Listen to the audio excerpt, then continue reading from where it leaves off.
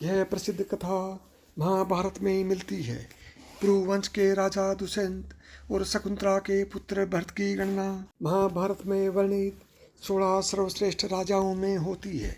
कालिदास कृत महान संस्कृत ग्रंथ अभिज्ञान शाकुंतलम के एक वृत्तांत अनुसार राजा दुष्यंत और उनकी पत्नी शकुंतला के पुत्र भरत के नाम से भारतवर्ष का नामकरण हुआ।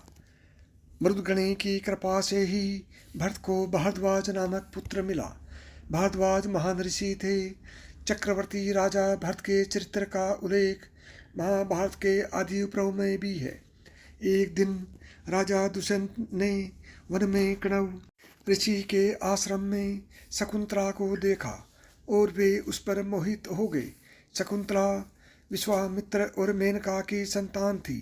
दोनों ने गंधर्व विवाह किया और वन में ही रहने लगे। शकुंतला के साथ अच्छे दिन बताने के बाद राजा पुनः अपने राज्य जाने लगे और उन्होंने शकुंतला से वापस लौटकर उन्हें ले जाने का वादा किया। वे अपनी निशानी के रूप में अंगूठी देकर चले गए। एक दिन शकुंतला के आश्रम में ऋषि दुर्वासा आए। शकुंतला ने उनका उचित सत्कार नहीं किया तो उन्होंने शाप दे दिया कि जा, तू जिसे भी याद कर रही है वह तुझे भूल जाएगा। गर्भवती शकुंतला ने ऋषि से अपने किए की माफ़ी मांगी।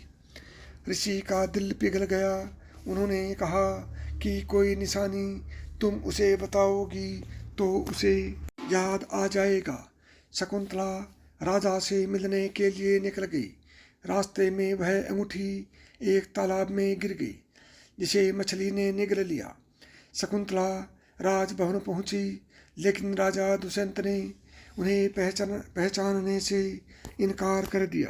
राजा दुष्यंत द्वारा शकुंतला के अपमान के कारण आकाश में बिजली चमकी और शकुंतला की माँ मेनका उन्हें ले गई।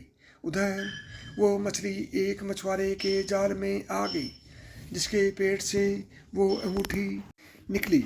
मछुआरे ने वो उस अंगूठी को कीमती समझकर राजा दुष्यंत को भेंट दे दी। राजा दुष्यंत ने जब वह अंगूठी देखी तो उन्हें सब कुछ याद आ गया। महाराज दुष्यंत बहुत पछताए। कुछ समय बाद इंद्रदेव के निमंत्रण पर देवों के साथ युद्ध करने के लिए राजा दुष्यंत इंद्र नगरी अमरावती गए।